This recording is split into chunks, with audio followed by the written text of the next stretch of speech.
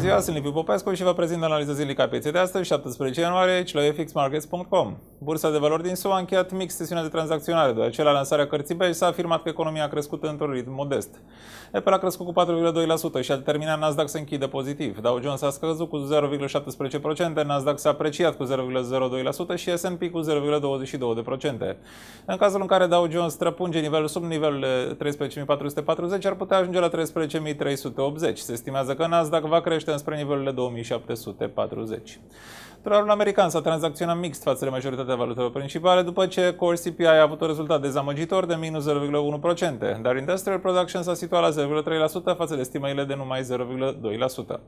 Astăzi, Building Permits este estimat la 0,91M, Unemployment Claims la 369K și Philly Fed Manufacturing la 7,1. Pe piața mărfurilor, prețul aurului a rămas la $1679,50 per uncie, deoarece se continuă discuțiile privind plafonul de îndatorare. Metalul prețios este bullish cât timp se tranzacționează peste $1674. Țițeiul a crescut cu 0,75%, închizând la $94,20 per baril. Tranzacționarea se face pe un canal cuprins între nivelul de suport de 93 și nivelul de rezistență de $94,5.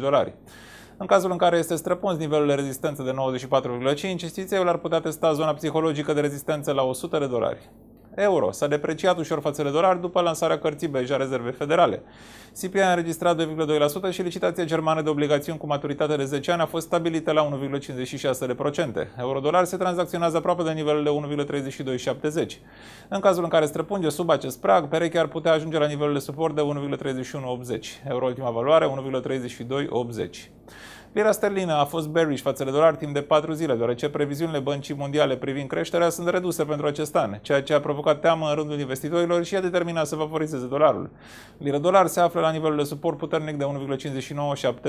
Lira sterlină, ultima valoare 1,5985. Dolarul canadian s-a depreciat față de dolarul american, deoarece reprezentanții guvernului din Rusia și Japonia nu au susținut politica monetară care prevedea scăderea principalelor valute pentru a spori creșterea economică. Dolarul american-canadian se află în zona puternică de suport la 0,9830 și se estimează că va adăuga câștiguri până ce va ajunge la nivelul de rezistență de 0,9920. Asta e tot pentru astăzi. Sunt Liviu Popescu și v-am prezentat principalele informații ale pieței valutare aici la fxmarkets.com.